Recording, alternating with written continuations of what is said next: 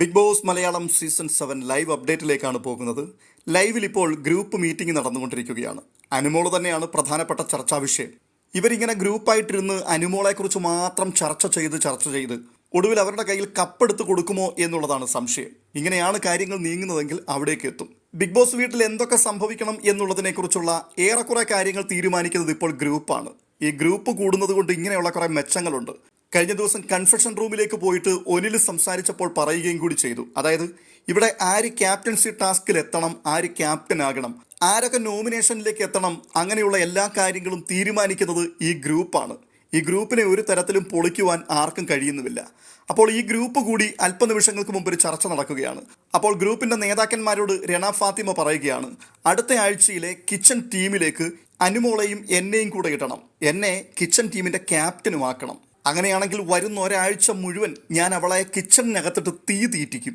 അത് കേട്ടപ്പോഴേക്കും അപ്പാനിക്കും അക്ബറിനും ജിസേലിനുമെല്ലാം പെരുത്ത സന്തോഷമായി. എല്ലാവരും കൂടി പൊട്ടിച്ചിരിക്കുകയാണ്. എന്നിട്ട് പറയുന്നുണ്ട്, അങ്ങനെ തന്നെ അടുത്ത ആഴ്ചയിൽ നമുക്ക് സെറ്റ് ചെയ്യാമെന്ന്. കാരണം അങ്ങനെയാണല്ലോ, ഗ്രൂപ്പ് നിലനിൽക്കുന്നിടത്തോളം കാലം ഗ്രൂപ്പ് തീരുമാനിക്കുന്നത് മാത്രമേ നടക്കുകയുള്ളല്ലോ.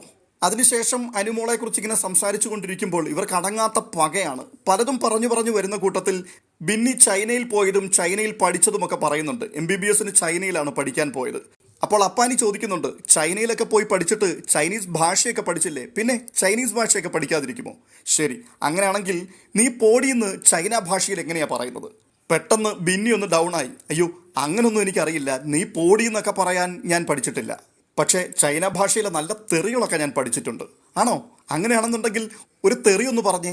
അപ്പാനിക്കും അക്ബറിനുമൊക്കെ ചൈന ഭാഷയിലെ തെറി കേൾക്കാൻ നല്ല ക്യൂരിയോസിറ്റി ആയി. ഉടനെ ബിന്നി പറയുക, അത് അങ്ങനെയൊന്നും പറയാൻ പറ്റുന്ന തെറികളല്ല, ഭയങ്കര കട്ടിയായിട്ടുള്ള ചീത്തയാണ്. സാരമില്ല, ആരും കേൾക്കില്ല, നമ്മൾ പ്രതിയല്ലേ സംസാരിക്കുന്നത്, ഒന്ന് പറഞ്ഞേ. ഇല്ല, ഞാൻ പുറത്തു പോയിട്ട് വേണമെങ്കിൽ പറഞ്ഞു തരാം. ഒരു തെറിയെങ്കിലും ഒന്ന് പറയുന്നേ, ഒരെണ്ണം കേൾക്കട്ടെ. ബിന്നി പറയുന്നില്ല, ഞാനത് പറയില്ല. അപ്പോൾ രണ ഫാത്തിമയെ ചുമതലപ്പെടുത്തുകയാണ്. രണ ചെന്നിട്ട് ചോദിക്കുക, എൻ്റെ ചെവിയിൽ പറ. ഇത് കേട്ടുകൊണ്ട് ഉടനെ തന്നെ ബിന്നി രണയുടെ ചെവിയിൽ മൊഴിയുന്നുണ്ട് ചൈന ഭാഷയിലെ തെറി. അതാരും കേൾക്കാതിരിക്കുവാൻ വേണ്ടിയാണല്ലോ കാതിൽ മന്ത്രിച്ചു കൊടുത്തത്. എന്നാൽ അത് കേട്ടുകൊണ്ട് കട്ടുകളിലോട്ട് തിരിഞ്ഞിരുന്നു കൊണ്ട് രണ എല്ലാവരും കേൾക്കെ ആ തെറി അങ്ങ് പരസ്യമായി പറഞ്ഞു.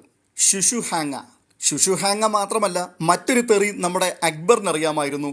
അദ്ദേഹം ആ തെറിയും പറഞ്ഞു, ചൗ ചൗ. പക്ഷെ എല്ലാവർക്കും ഇഷ്ടപ്പെട്ട തെറി ബിന്നി പറഞ്ഞത് തന്നെയാണ്. കാരണം അതിനകത്തൊരു ആധികാരികതയുണ്ടല്ലോ. ചൈനയിലൊക്കെ പോയി പഠിച്ചിട്ട് വന്നയാൾ പറയുന്ന തെറിയാകുമ്പോൾ അത് സത്യമാകാനുള്ള സാധ്യതയുണ്ട്. അതുകൊണ്ട് തന്നെ ശുശുഹാങ്ങ എന്നുള്ള തെറി ഔദ്യോഗികമായി എല്ലാവരും കൂടി ഏറ്റെടുത്തു. എന്നിട്ട് ആ വാക്ക് കൂടെ പറഞ്ഞ് ആഘോഷിക്കുകയാണ്.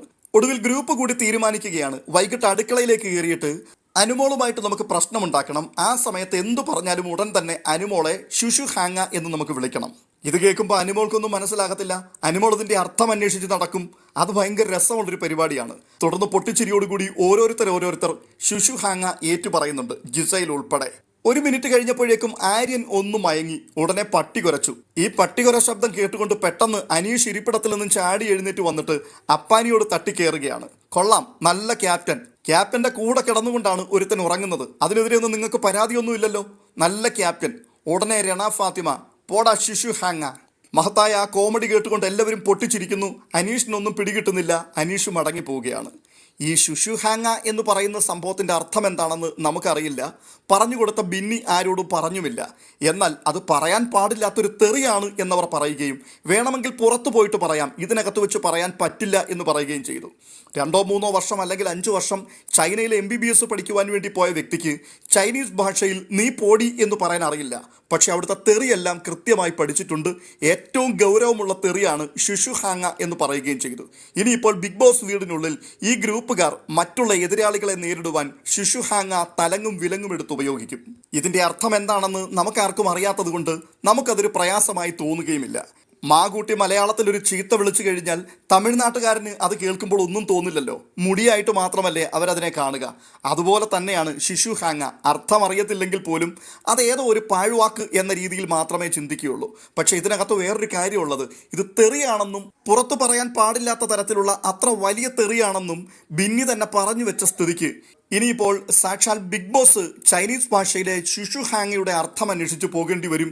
ഇച്ചിരി കുഴയും. എന്നാലും ലാലേട്ടൻ വരുന്ന മുറയ്ക്ക് ഈ ശുശുഹാങ്ങ ചോദിക്കാനുള്ള സാധ്യതയുണ്ട്. പിന്നെ ഇതിനകത്ത് ഏറ്റവും രസകരമായൊരു കാര്യം, തെറിവിളി ഒരു ഹാബിറ്റായിട്ടും അതൊരു വലിയ സംഭവമായിട്ടും കൊണ്ടു നടക്കുന്ന ആൾക്കാർക്ക് ഇങ്ങനെയൊക്കെയുള്ള ചർച്ചകളും ഇത്തരത്തിലുള്ള പുതിയ തെറികൾ അന്വേഷിച്ചുള്ള ഗവേഷണങ്ങളും ഒക്കെയാണ് ഹരം പിടിപ്പിക്കുന്ന സംഭവം. ഇതിൽ കൂടി ഇവരുടെ നിലവാരം എന്താണെന്നുള്ളത് ഇവർ കൃത്യമായി വെളിപ്പെടുത്തുകയാണ്. പ്രേക്ഷകരുടെ അഭിപ്രായം പറയാം. മറ്റൊരു അപ്ഡേഷനുമായി വീണ്ടും എത്താം.